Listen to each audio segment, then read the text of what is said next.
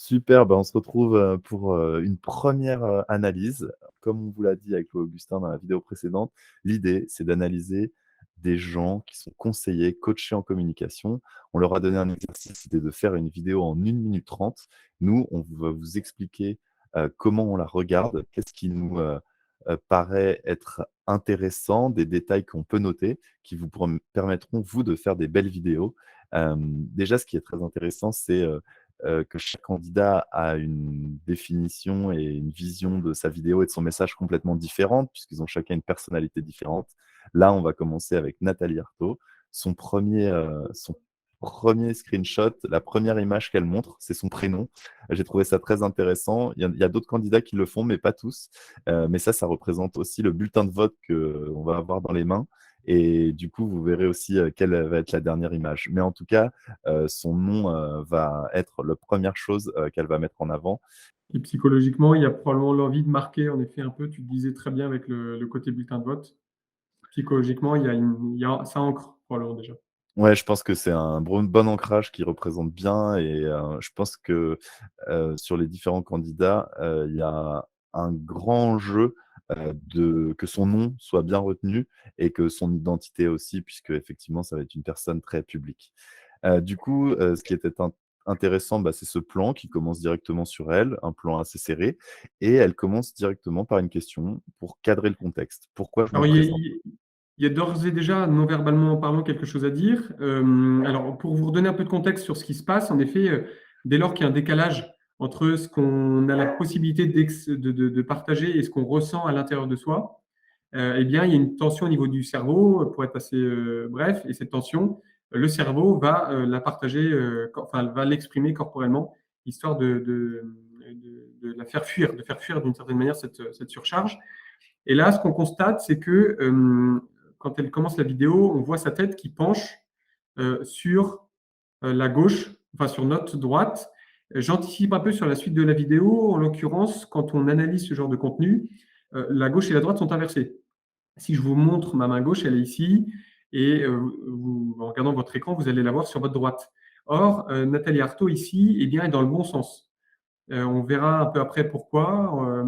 Globalement, c'est lié aux boutons de sa veste, qui nous permettent de confirmer puisque les boutons, sur une veste, sur un pull et cetera sont toujours à droite. On s'aperçoit que, sur sa veste à elle, ils sont également, à droite, sauf exception qui a priori n'arrive quasiment jamais, d'une boutonnière qui serait de l'autre côté. Mais globalement, du coup, ça nous permet de dire qu'il y a un décalage dans la vidéo et de voir son axe de tête qui penche, sur sa droite, du coup, eh bien, ça montre une espèce de forme de rigidité déjà.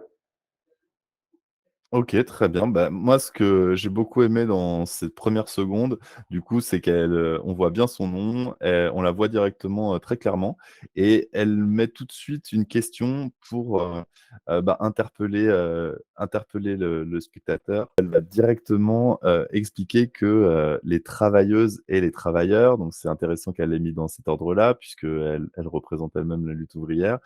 Et ce qui est intéressant, c'est que, sur le système VACOG, donc, elles disent que les travailleuses et les travailleurs doivent faire entendre leurs intérêts, donc ils ont une voix, à faire entendre. Si vous voulez en savoir un peu plus sur le système VACOG, vous pouvez vous référer, à différents outils, en demandant à Jérémy ou bien à la PNL, la programmation neurolinguistique directement. Ouais, tout à fait. Le système VACOG qui est visuel, auditif, kinesthésique, olfactif, gustatif, va permettre du coup, c'est un outil qui permet d'analyser, quel est le champ lexical, quels sont les mots qui sont employés pour essayer de savoir quel canal, va être plus utilisé, quel canal va être favorisé. Il faut savoir que quand on parle à beaucoup de gens, on va essayer d'utiliser tous les canaux et quand on parle en one to one, on va essayer plutôt de parler dans le canal de la personne pour être mieux compris et pour que la communication soit plus fluide. Des salariés, des retraités, des jeunes. Donc là, elle va mettre, un replay pour, essayer d'englober, tout le monde, en tout cas tous les travailleuses et les travailleurs dont elle parlait. Sur la partie analyse comportementale, globalement, on pourrait faire un focus et un stop à chaque seconde. C'est pas ce qu'on va faire ici. L'idée, ça va être de remonter les points un peu clés. Et là, quand elle parle, en effet, du triplet dont parlait Jérémy, eh bien, il y a un mouvement de tête à gauche, ce qui traduit une proximité. Alors ça, ce plan, qui dure 1 seconde, il est très intéressant puisque effectivement, on a un focus sur du non verbal. Donc là, clairement, pour appuyer un point, on va changer. En fait, cette scène d'interview, elle est très intéressante puisque au final, on voit, on a l'impression que c'est juste elle qui parle, mais en fait, on va avoir plusieurs plans de caméra, celui-là, ce plan-là, et là, elle va parler de riches qui dépensent des millions pour aller se balader, dans l'espace. C'est une image très forte, pour justement un peu, bah, remettre les gens un peu les pieds sur terre. Du coup, ça fonctionne plutôt bien, mais effectivement, ça sort un peu de son contexte. Ça fait un peu un parallèle un petit peu, qui est un petit peu loin, des attentes. Mais en même temps, c'est très, très loin. Du coup, on se demande aussi pourquoi elle en parle, donc ça fait un peu son effet. Pour rebondir, pour compléter ce que dit Jérémy, on voit les mains à un moment en effet qui se déplacent. Il y a un focus qui sont faits sur les mains. Je vous le disais, le côté gauche de la vidéo, c'est son côté gauche à elle. Or, là, elle parle des riches. On voit ses mains qui se déplacent sur sa gauche. Donc, moi, je viens de vous le montrer à droite, mais en l'occurrence, c'est sur sa gauche à elle. C'est un peu surprenant, c'est un peu antinomique, parce que normalement, ce qu'on a envie de mettre à distance, on va avoir plutôt voilà, là, on vient de le voir, on va avoir plutôt Mmh. tendance à le mettre à droite et ou à le mettre un peu éloigné. Il peut se passer une autre chose, ça peut s'expliquer par la systémie. Peut-être que sur sa gauche à elle, elle a des notes. Peut-être que sur sa gauche à elle, elle n'a pas de tasse à café parce qu'on voit la tasse plutôt sur la droite. Peut-être qu'il y a quelque chose à sa droite qui l'empêche d'avoir cette mise à distance et que du coup, la mise à distance, elle l'a fait à gauche. Alors même que normalement, si on a l'espace devant nous qui est plutôt libre, ça traduit plutôt un rapprochement. Donc voilà les deux options. Il n'est pas possible d'affiner l'horizon de sens à moins de pouvoir lui poser des questions et ou d'avoir une vision un peu plus ensemble pour voir si sur sa droite, il se passe quelque chose qui pourrait expliquer l'incongruence. Ouais, tout à fait. Donc là, ils ont un choix en fait qui est, soit, faire le plein d'essence ou soit se chauffer. Donc voilà, bon là, c'est très, réducteur mais très, impactant en fait comme communication puisque, ça nous dit: «Bah, est-ce qu'il y a que ces choix-là?» Non, il y en a plein d'autres, mais en tout cas, elle choisit, puisque c'est effectivement des sujets, du moment, de les mettre, en avant. Et maintenant, en plus de l'exploitation, c'est un mot qui manque un peu de clarté. Je pense que quand, on fait des vidéos comme ça, on a besoin vraiment de chaque mot, alors je ne sais pas de quelle exploitation elle parle, exploitation industrielle, exploitation agricole. Voilà, le même au même plan que la misère, le chômage, donc encore un triplet avec en plus, de la crise climatique. Donc là, c'est un peu, vraiment, le déclarer l'état d'urgence, et en plus de ça, il y a la guerre.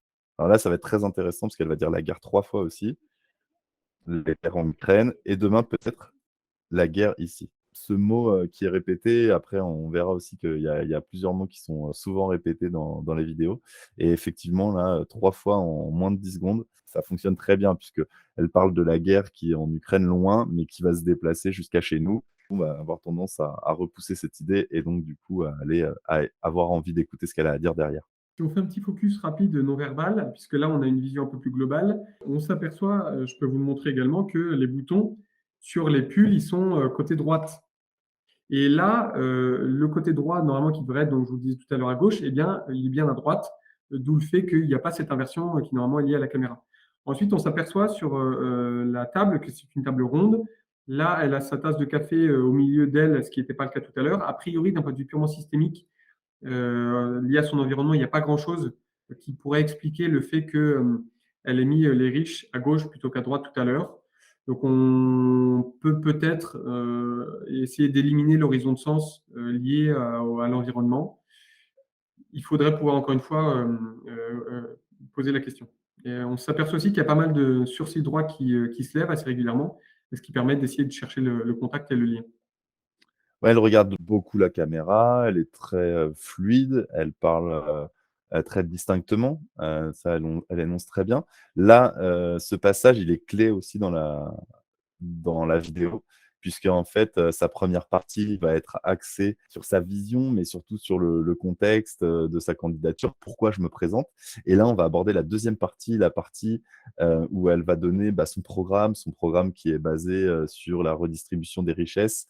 Hem Et du coup, c'est intéressant parce que cette transition, elle est très, très bien faite et au moment où elle dit «marche», on la voit quelques secondes avant, changer complètement de décor, toujours dans une situation assez quotidienne, assez banale, toujours en ville. Elle va, dire exactement le mot «marche» et vous allez voir, c'est très éloquent.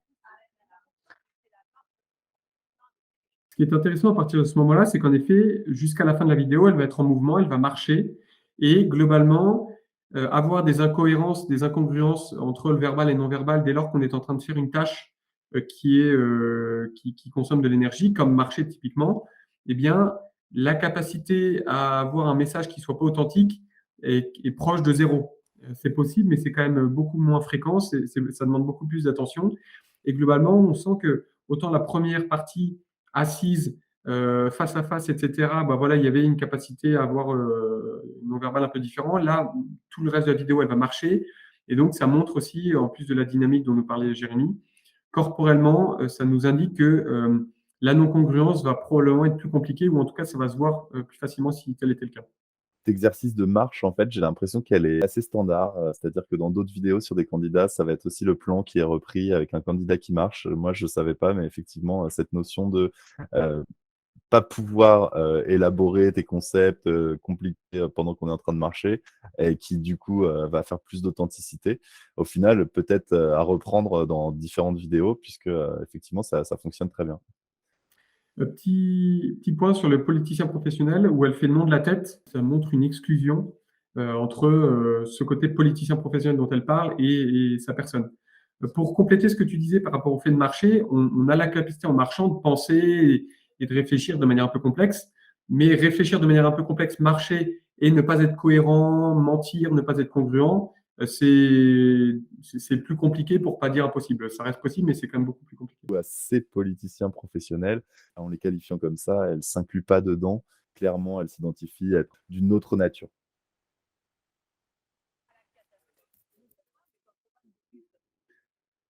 Donc là, elle répète encore son programme, qui est un programme de lutte. Donc, elle va fait bien sûr allusion à la lutte ouvrière. Ces phrases, elles sont bien appuyées, elles sont courtes, un sujet, un verbe, un complément, très intelligible, enfin voilà, très facile à comprendre, très bien argumenté. Sur lutte et sur candidature, un axe de tête à gauche, qui, traduit, voilà une proximité et une adhésion. C'est vrai qu'elle parle beaucoup avec les mains, elle appuie en tout cas, tous ses messages. Elle utilise des mots, qui sont, simples et très compréhensibles, très universels et on verra que c'est pas le cas de tous les candidats d'ailleurs.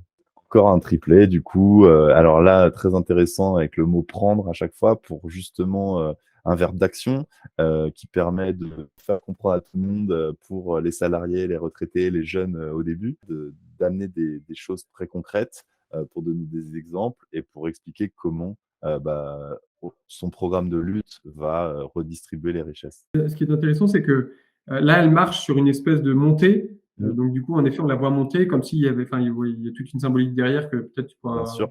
globalement aussi, quand elle parle de dividendes et bien, en effet, elle se rigidifie au niveau de la bouche. Il y a cette espèce de tension, qui fait qu'en effet, voilà, elle est authentique quand elle dit que c'est une problématique et qu'elle essaiera de lutter contre. Mais en effet, il y a, chez elle de l'authenticité à ce moment-là, à 54 secondes notamment. On le voit, elle est en train de croiser les mains avec les doigts, de manière tendue. Bon, et bon, globalement, ça traduit probablement une espèce de forme de tension. Bon, il y a le bandeau blanc qui gêne peut-être un peu la lecture, mais j'ai le sentiment que, en effet, c'est pas juste détendu, c'est quand même un peu tendu. Justement, cette symbolique de monter dans la ville où il y a personne qui passe, une ville qui respire, une ville, où il fait beau, enfin, c'est vraiment une vidéo qui est, faite pour les travailleuses et les travailleurs.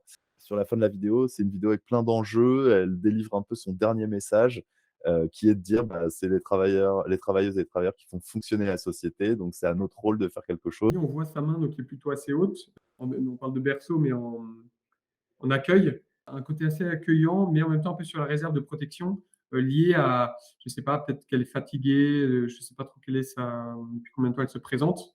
Et peut-être qu'il y a une espèce de forme de lassitude, peut-être que elle a reçu des attaques personnelles, peut-être que, enfin voilà, on va pas faire tout un tas de suppositions dont on ne sait rien, mais il y a au niveau de ses mains là quelque chose d'assez intéressant à relier. À À creuser. relier. Voilà et ça finit du coup par, voter Nathalie Arthaud. Donc le premier message, c'était, son nom en blanc et effectivement, il y a bien une consigne de vote. Donc le message, il est très clair.